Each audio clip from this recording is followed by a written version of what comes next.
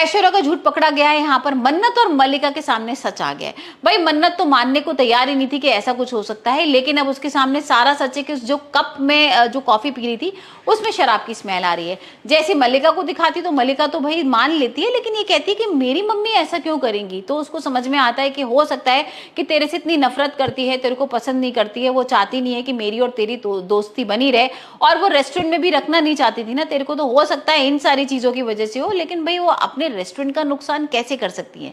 अब यही सारी चीजें वो लोग सोच रहे होते हैं। वहीं दूसरी तरफ हम देख रहे हैं कि जो ऐश्वर्या है वो बार बार भाई यही भड़का रही है विक्रांत को कि हम सिंगापुर में रेस्टोरेंट खोल लेते हैं। इंडिया का तो भाई देखो ना कुछ भी नहीं हुआ, यहाँ पर लाइसेंस वगैरह भी नहीं मिला और कितनी ज्यादा परेशानियां हो गई। अब भाई सिंगापुर में हमने लैंड वगैरह ले ही रखी है, मैंने तुम्हें सारी प्लानिंग ही बता दी है, अब हम सिंगापुर में रेस्टोरेंट खोलते हैं। लेकिन यहाँ पर विक्रांत की जो माँ है ना इन सब के खिलाफ है। विक्रांत की माँ तो वही चाहती है कि इंडिया में रेस्टोरेंट खोले, यहाँ पर इंडिया में ही सेट हो जाए विक्रांत, और कहीं ना कहीं वो मन्नत को भी पसंद करती है और उनको तो विश्वास ही नहीं हो रहा कि ऐसा कुछ हुआ है। वो सारा इल्जाम ना मल्लिका और ऐश्वर्या के ऊपर ही लगा रही है कि भाई इन दोनों ने कुछ ऐसा किया होगा, और वो लड़की तो मुझे इतनी गलत नहीं दिख रही कि वो शराब पी के इतना बड़ा नाटक करेगी। तो हो सकता है किसी ने उसको फंसाने की कोशिश की हो। अब कहीं ना कहीं भाई विक्रांत को भी थोड़ा सा लग रहा है कि ऐसा तो नहीं कि किसी ने उसकी कॉफी में या किसी और चीज में कुछ मिलाकर उसको पिलाया हो।